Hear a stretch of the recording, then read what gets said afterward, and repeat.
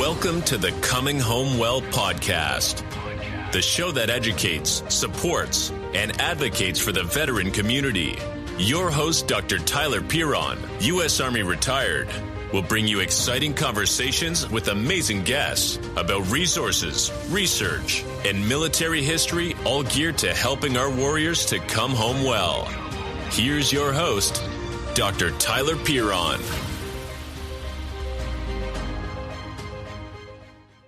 Welcome back to Coming Home Well. I'm your host, Dr. Tyler Piron, and today we are talking about Boots to Books. It's not just a phrase. This is an actual organization, and they do some pretty awesome stuff. We have Peter Cline, who is the co-founder and the current president of Boots to Books. He was a former infantryman with the Army, so go Army.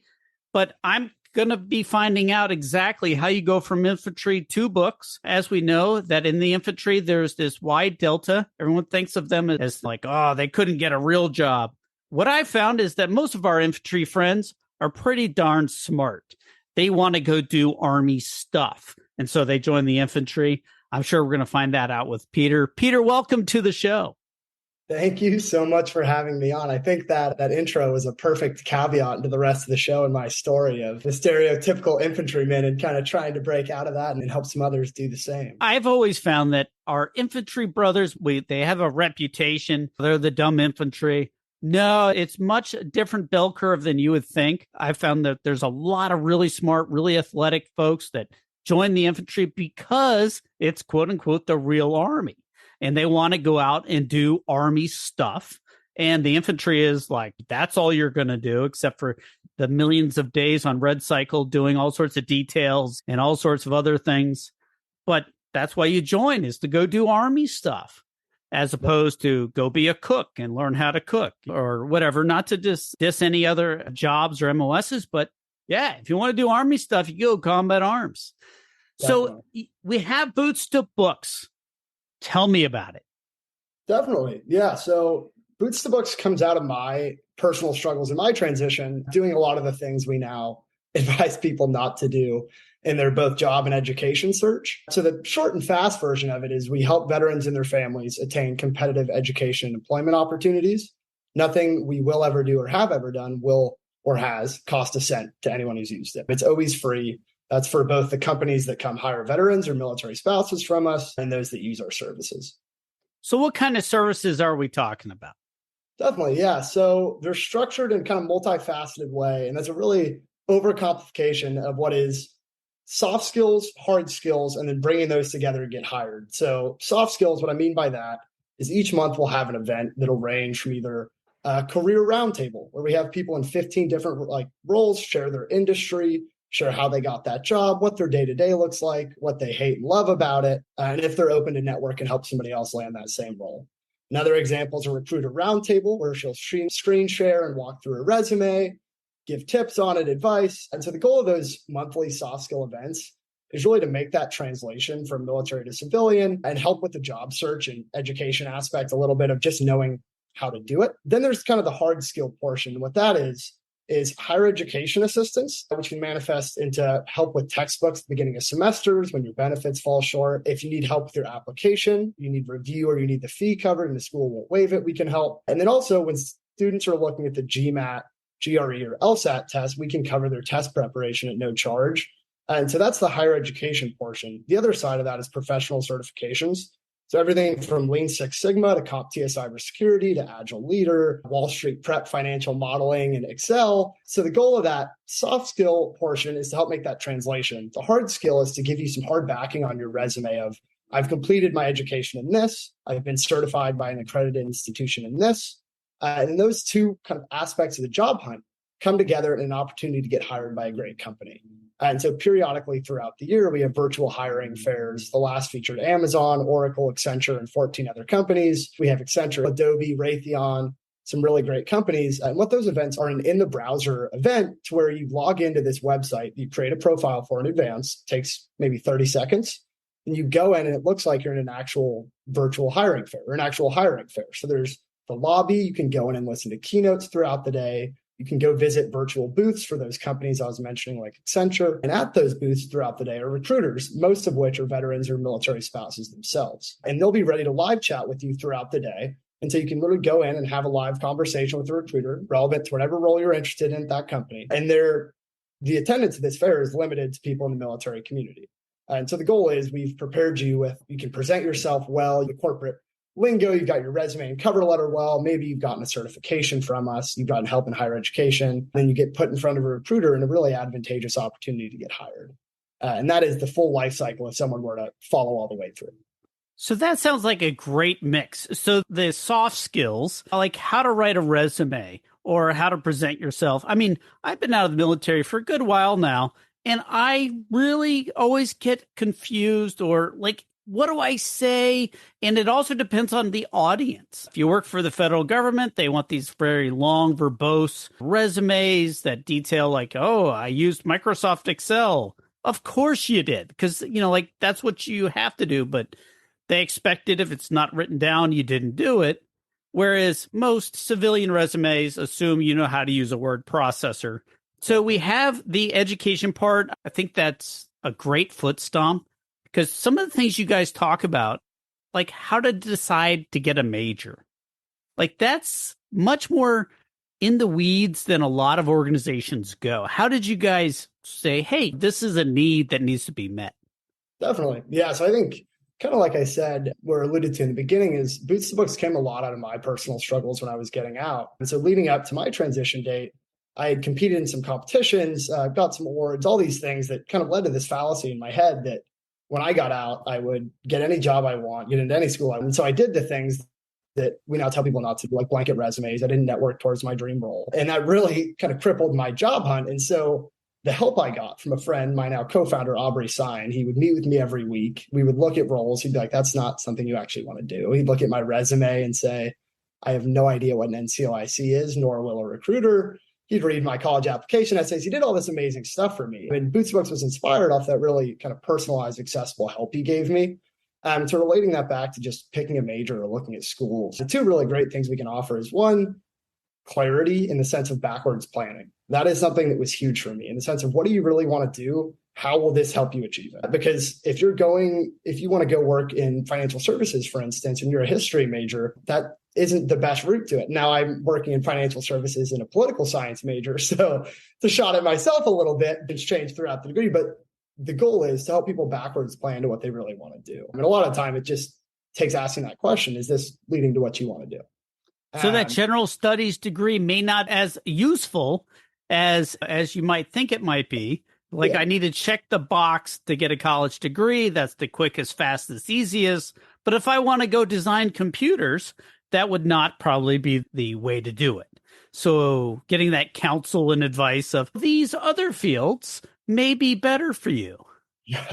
Yeah, no, I agree. And I think something else that's great is beyond just the Boots to Books ecosystem, something that's great is there's so many resources and organizations willing to help. So we've been able to partner up with representatives at various schools around the country to refer you, and they're not biased. They're not going to try and sell you on their school, but they will tell you what the benefits will look like where to help you make a little more informed decision as well. But I agree. Yeah, some people get out and think their associates in general studies qualifies them to do things that demand, MBAs. And I am not knocking the associates. Actually, I completed a lot of my GE for my bachelor's while I was in the military in a similar program. But if the end goal is to go compete for a career that demands higher education, that should be your focus of knocking out GEs, transferring to a more accredited school that's going to get you there.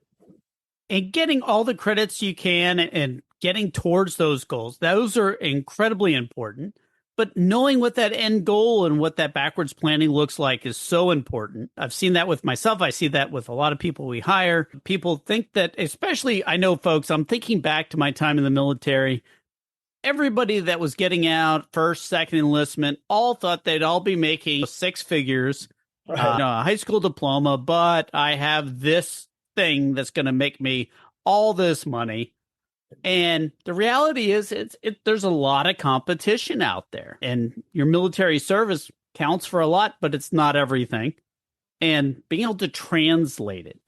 So how do you guys help do that? That I was an NCOIC of this, and I did this, and I deployed here, and all the military stuff. that is so important that we wear on our ribbon racks and translate that into like something that anybody cares about? Right. I mean, the first step, I think, is realizing that we've done some really incredible stuff. Like the things you've accomplished in the public sector and the military are ridiculous in the private sector. As a private, you could be responsible for maintenance of $6 million for equipment, and you got the job like 3 weeks ago. So that the first step is really realizing there's something great. The second is if we're meeting with someone, the first thing we're going to do is give them kind of the basic guidelines. First, move away from the we perspective. Our whole careers, we're taught to think as a team. We're taught to think my soldiers accomplished this. Your NCOER is graded on what your soldiers accomplished to an extent. But on a resume, you're not selling that team anymore. You're selling yourself. Same with a cover letter, same with an interview. So you can't consistently think in we. You have to kind of switch to me, which is a tough thing for a lot of people to do. And the second is just looking at a resume bullet and that kind of minute of a detail. In that sense, if we're something like that, first try to give someone a sort of framework to do it with, because some guidance can go a long way if you just let someone explore with it. So like the star, right? What situation were you in? What task did you take? What task did you take? What task did you have? What action did you take? What result did you achieve? But the guiding theme really is show the situation, show what you did, and show quantifiably what you did. A lot of times that helps people, but a lot of times people will be like, I don't know how to quantify what I did. And at that point, it's like, okay, let's get on a Zoom and let's talk about it. It's like, okay, so right here, you made a new training program that helped people with this equipment. It's like, okay, well, how many newly certified people did you produce? Like, okay, if they're all now working in that armory, like how many hours did you save for your readiness when every single one of those weapons needs to be inspected? There's various things that they can look into if they dive a little deeper and just think from a different perspective. But that's kind of a really minute part of the resume. But I think that's really it, is people think it's a really foreign, crazy thing. You've accomplished great stuff. Just how can you make someone understand it and see the value of it? That's a really good point. When I write my own resume or I update my CV, it's very difficult to sometimes think of all the things I did and do it myself, but I can do it great for other people. And so you're looking at it externally, and so you can look at it, and that's a lot of value. But you guys just don't worry about just resumes. You guys do a lot of other things. I think the certifications are really important. A lot of folks think, oh, I have a college degree, I have a master's, etc. But more and more of these positions are becoming specialized and that require additional certifications. I see that in the cyber world every day. Well, you want certain certifications or any. It just depends on what the job is. So that I know you have a bit more on the ground understanding of, as opposed to just theoretical. And so how did you guys get started with the certification process?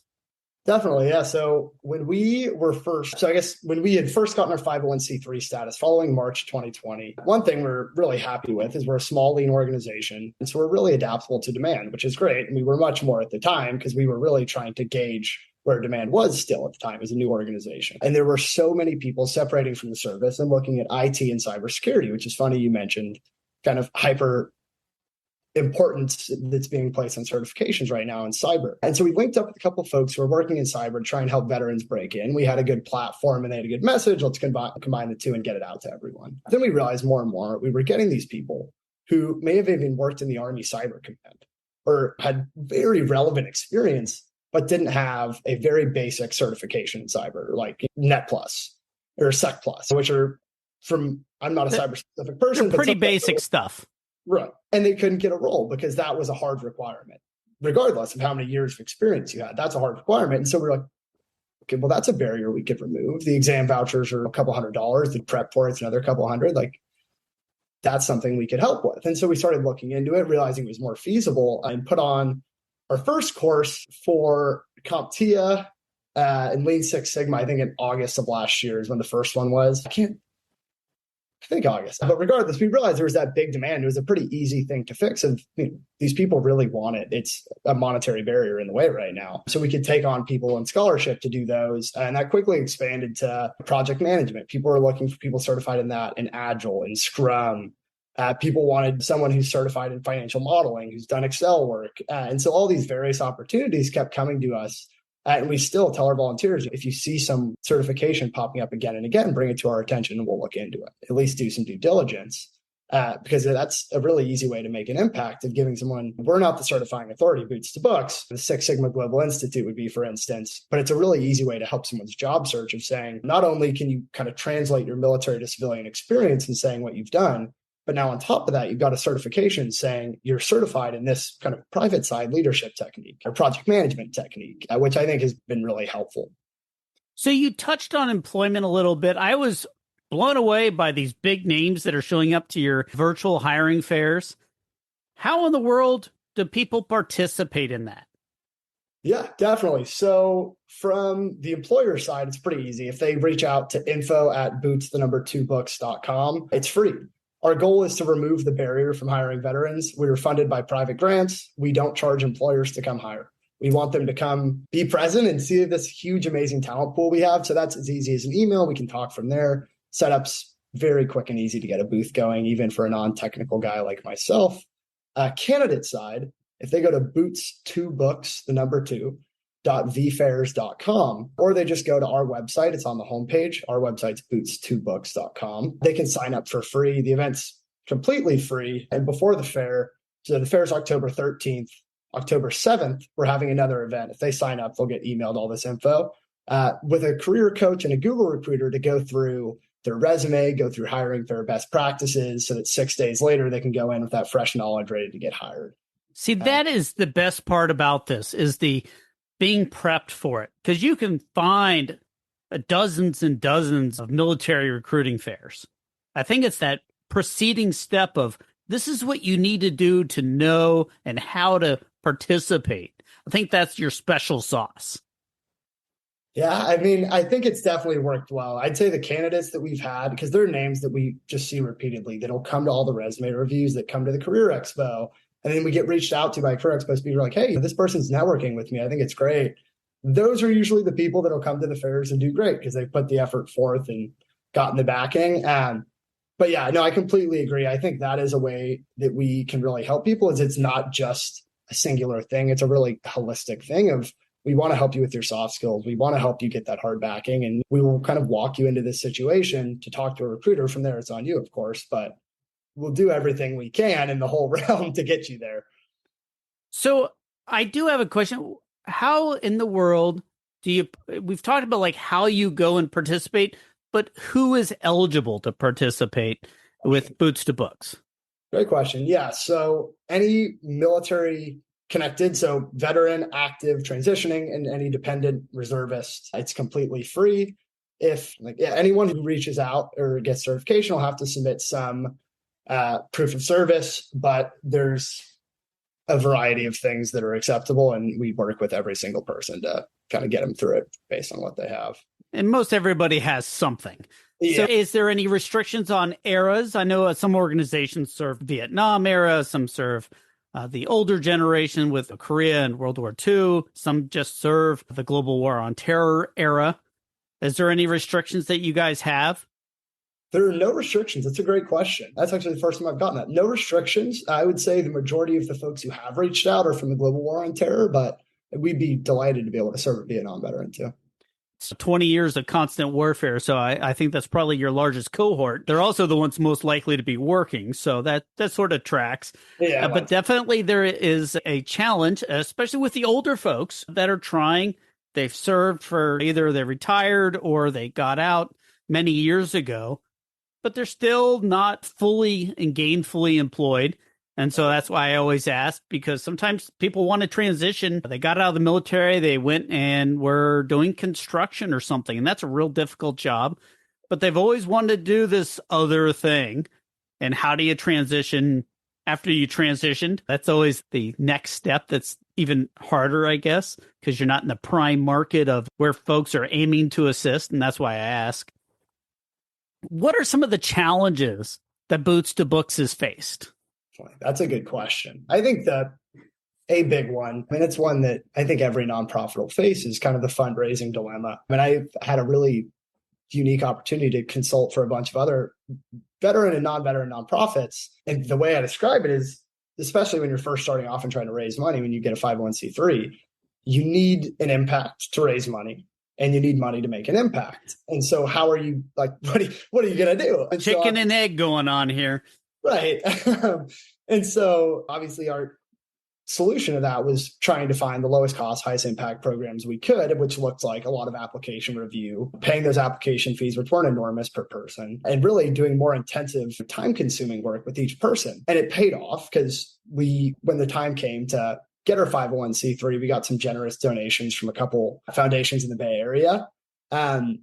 But I'd say the fundraising one was definitely a battle, and it still is. We're still trying to grow and do new things, bring on more people, and everything costs money. So that's been one. But I think we've now worked it out in the sense of like we had a golf fundraiser last year we're going to do annually. We've established some really good corporate relations and good relations with a couple foundations that have just been amazing to us. And so I think it eases with time, and it has, but that's one. Another one is people taking advantage of your services. And it's not a detriment of the veteran or the military spouse.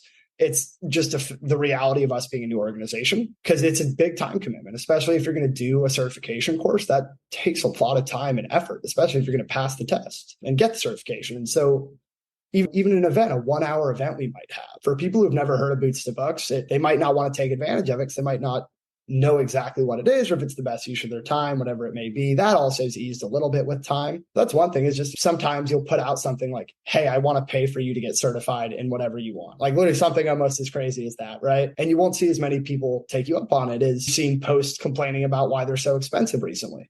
And you're like, okay, we're here to help. Just take advantage of it. That's, I think, stretches into a lot of realms of the transition. Is there's so much help available. People just kind of have to reach out and take advantage of it. But yeah, the fundraising and the outreach have definitely been a little bit of battles, but fun. I mean, it's definitely been a fun journey. I was listening to you and I was struck by the idea, because I've seen this in a bunch of nonprofits. I see it in a bunch of different organizations where folks will sign up for something, but because it's free, they don't invest the time and effort to maximize the benefit that they're going to receive. So if it's a training course for a certification and you're paying for it, or I'm paying, if the individual is paying for it, they're going to invest the time and effort to do well. Right. Whereas, oh, it's free. Oh, I'm not going to put as much time and effort into it. They don't have as much skin in the game. Now, obviously, these things are very expensive. Some of the project management and some of the bigger cyber certifications can go into the thousands of dollars. But if somebody else is paying for it and there's no consequence, there's nothing, how much of that happens? Where people don't really do the thing that they signed up to do. Definitely. So I'd say, I guess for our overarching idea, right? Like the thing with Aubrey, right? The help he gave me, one of the big kind of pillars of why it helps so much was the accessibility of it. So something we never want to lose is our accessibility, in the sense of like, I never am going to say like, we want a 5-page essay with your application, because that's just going to deter so many people who wonder if it's even worth it to waste the time. However, when we first started, our certification, the process to get it was way simpler. There was really a short application, like a minute one. We tried to do as many people as possible. And the completion rate, the kind of allowance for doubtful accounts, however, whatever you want to kind of call it in this sense, was lower. And we didn't have somebody periodically reaching out to people to support them and to remind them that we were there to help if there was a hiccup. And so it was a lot lower. I'd say maybe 15% of people stopped doing their courses, which was bad. And that was the first course we took, which was a small group. So the sample size also isn't huge. But we realized that pretty quickly too, that we have to find a balance between the accessibility and the fact that it's completely free and it might not be valued by certain people. We think we found that happy medium now, to where there is an application and a process to where you share what your goals are, you share what you're trying to do and where you are in your transition. And if it's a certification that makes sense for you, you said you can complete it before we have another application. Because if you can't, you might as well just apply to the next one, let someone who wants it now take it. If it leads into those goals, if it works with that, if you can complete it in time, you'll be considered. And so the goal is to kind of keep the application small or not too time consuming and stay accessible, but also make sure it's given to the right people. And I think we're getting better at that. And also we have a volunteer, Erica Anderson, who's just absolutely amazing and who's been doing the outreach now to all the students. We have 30 active students right now, and everything from CompTIA to Lean Six Sigma. So she's been great, checking in with them every month and just making sure they're making progress. That additional touch points makes all the difference. Absolutely. So we've talked about a lot of things, but I was trying to think of what else I needed to ask you. And you guys are out in California. Do you guys provide services across the country, or is it primarily out in the West Coast? What's your population? I know it's all military, but sometimes it's geographically limited. Definitely, yeah. So we're open to anywhere. Funny enough, even though my co-founder and I are in San Francisco and LA respectively, the majority of the people that reach out to us are on the East Coast, which I think is funny. There's been no particularly targeted marketing campaign there or anything. It just happened naturally, but it's open to people from anywhere. Well, that's absolutely fantastic. So we've talked about the services. I know what I needed to ask you. How in the world did you get it started? So you mentioned it a little bit about with your co-founder and your challenges, but I think that'd be really illustrative for the folks to hear sort of like your path and sort of like where that got you to Boots to Books. Definitely. Yeah. So I can just give a little, just kind of my story. Is that okay? Yeah, definitely. So I grew up in California. I graduated high school and went straight into the Army as an infantryman. While in the Army, I had really good leaders, and I attribute a lot of my success to them that let me get promoted quickly and ultimately pushed me to compete in some competitions. The last one was the Fort Benning Non-Commissioned Officer of the Year. I think I am still the fastest winner of all time. I'm not sure though. I may have lost that by now. Keep an eye on it just in case. But I win these competitions. I had been doing my education while I was in the service, keeping a great GPA. And so I knew that I was going to get out after that contract and continue but as my transition was approaching, I was still competing in all those competitions. So the time I had was a lot more limited. And I wasn't, kind of like I said, I was sending blanket resumes. I really wasn't doing the job search right, doing the transition right. And so I got help from Aubrey during my transition. And he was a Chapman student. He's since graduated. He works at a startup in San Francisco. But he was kind of swaying me to come to Chapman, helping me with my application, helping me with my resume. And eventually when I got out, I had come home now, and it's December. I'm now finally out of the Army. I had gotten an academic scholarship to Chapman. I'm saving my benefits. I was having success with my resume, actually hearing back from companies like, this is insane. This is a 180. And we were talking. We were really excited about all this great stuff. We were going to be students together for a semester again. It was great, but kind of quickly, like the elation faded. We realized that having a really bright friend like that, who's willing to talk to you every single week and give a lot of his time to help you, isn't very common. Not a friend with that kind of knowledge. And so pretty quickly we realized something had to be done. And so we looked into starting a 501c3. I looked into it kind of obsessively and looked at a lot of the other ones in the industry too, of the market research of, if it already exists, can we just support it? Can we do a fundraiser for it? And what we realized is, while there's really amazing nonprofits out there, some of the great ones I've seen, like Service to School, Vets to Industry, they do things in a specific realm. So like Service to School is just fantastic for higher education. But outside of that, somebody's going to have to go find another organization and try to kind of piece things together. Our goal is to just give you everything you need to get that competitive education and employment. We have partner organizations, of course, that we definitely refer people to.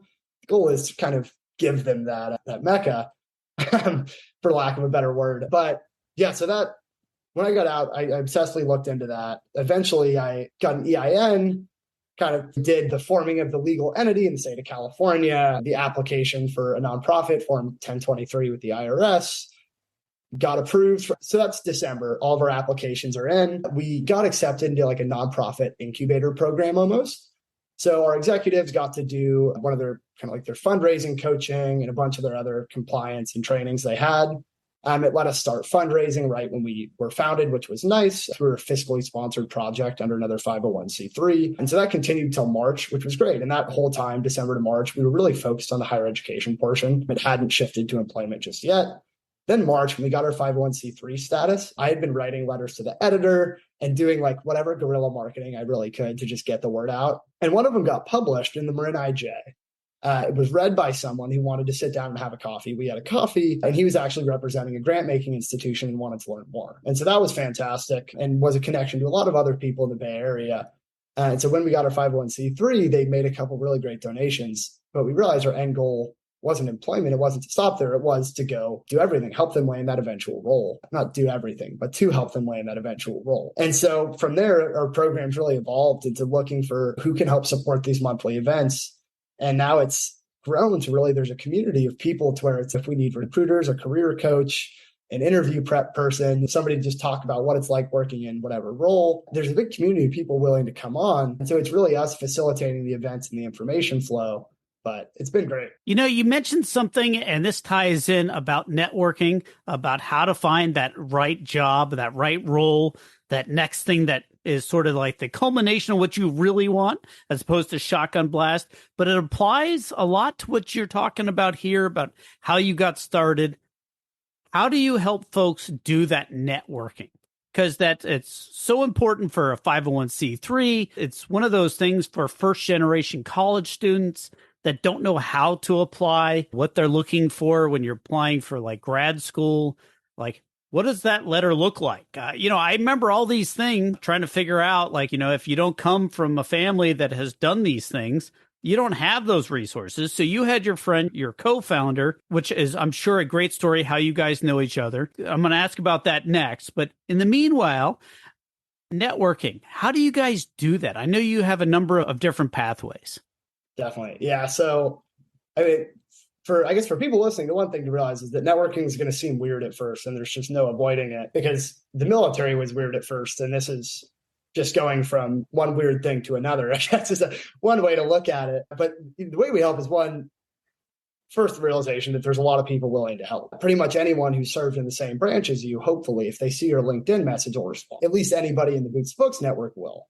And so the first thing, obviously, is the backwards plan. Anytime we meet with somebody, the first thing we need to know is what they want to do. Because if we don't, it makes no sense introducing somebody who wants to be a recruiter to a guy who codes at Google. And he's probably not going to have much help. And so figuring out their goals is one. And then from there, we have events, right? So that's one easy way to do it if they don't want to get too personal and just want to maybe show up, camera off, and just watch for a couple. The events are an easy way to do it. They're really conversational, and people drop their LinkedIns in the chat, drop what they're willing to network about. And so that's really the easiest way. Past that, when people reach out to us, we've periodically connected them with people in their dream roles. So I've had a lot of folks recently that want to be recruiters. And one recruiter, Peter Cline at Client Solutions Architect, was nice enough to meet with a couple of them and share her journey and network. She's awesome. That's an example. But so that's one way too. It's just that direct introduction of like, hey, it's someone we're connected with, a recruiter, like, hey, Jake, this is blah, blah, blah. He's an Army veteran. He's looking to do this. This is his experience. He's looking to meet some more people in the industry. Would you be willing to give him 10 minutes? And then, hey, blah, blah, blah, this is just making that super simple introduction removes the barrier and people feel way more comfortable. And then obviously the hiring fairs, it kind of falls in the event category, but that's a lot less of one where you can just sit and hang out. That's a lot more of the chat rooms are going and you got to get in there and talk to a company. Where you're not sitting in stressing like a formal interview and you're and that's often the difference that folks are like, I freeze up when I do an interview, but I can have a talk with somebody and just learn about what they're doing. And all of a sudden I'm just chatty Cathy. I think that's the phrase. Anyway, so I did want to ask, how did you and your co-founder meet? I mean, he sounds like a wonderful guy that just showed you this whole new world. And how'd you meet? Yeah, definitely. So I think I met him in 5th grade, maybe, playing basketball. We went to different schools, but lived in the same town. I met him probably in 5th grade playing sports. We were both athletes from a young age, but met some point in that and were friends from then all throughout high school. And when I went to go join the Army, he went to Chapman University and we stayed in really close contact. He was doing all these internships at all these semiconductor places and all these crazy things. That was great to hear about. But we stayed in touch. And then when the time came for me to get out of the Army, he had a little bias to bring me to Chapman because that's where he was. I think one more semester, but it was great. I mean, he was really a great help, but it's been a really long friendship. So that is sort of fortuitous. I was just curious because not a lot of times people don't have that person they can lean on. And that's often like one of the biggest challenges is how do you find that tribe of folks that are looking for the same things you are? And so I was curious about your story. I've asked you a lot about Boots to Books. You guys are doing awesome stuff. Folks, if you are interested at all in doing a transition and you're getting out, somebody who's they're not exactly where they want to be. I was listening to the radio. I listen when I drive because our kids are all over the place. And so I'm always got the radio on. And there's 7 million underemployed people. They're sitting at home that could be working and they're not counted in the unemployment rolls. And the veteran community, unfortunately, has a significant percentage of those. People get out and they're not unemployed because they're not getting unemployment. They're not counted. They're sitting at home trying to figure out what to do with their life.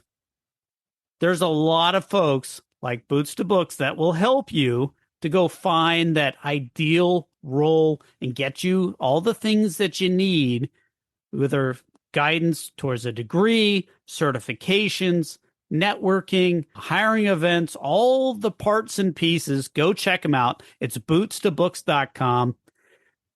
I've asked you a lot of questions. What should I have asked you about but didn't?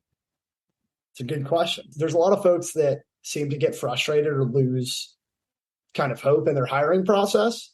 And it seems to happen at the worst time, right? When things may be turning their way, or when they might actually be learning about how this process works and getting their odds a little bit better of getting hired. And the only advice for that is just don't. I mean, there's so much opportunity out there. I know that's like, oh, wow, great advice. But there is so much opportunity out there. And the people that get frustrated or lose their cool or think that it's hopeless, then it is. If you think that's the way it's going to be, it will be. But if you don't, and you continue to reach out to the resources, it's really not. I mean, I was frustrated in my transition. I definitely had my bumps and bruises along the way of having 100 resumes not responded to, but it happens and it works out eventually. It's not worth going through the mental peril of giving up. But yeah, that's the end of the somber note. But I've seen a couple folks getting upset lately, and it sounds more hopeful. Hey, look, folks, there are millions and millions. I think last I heard there's 11 million jobs that are unfilled.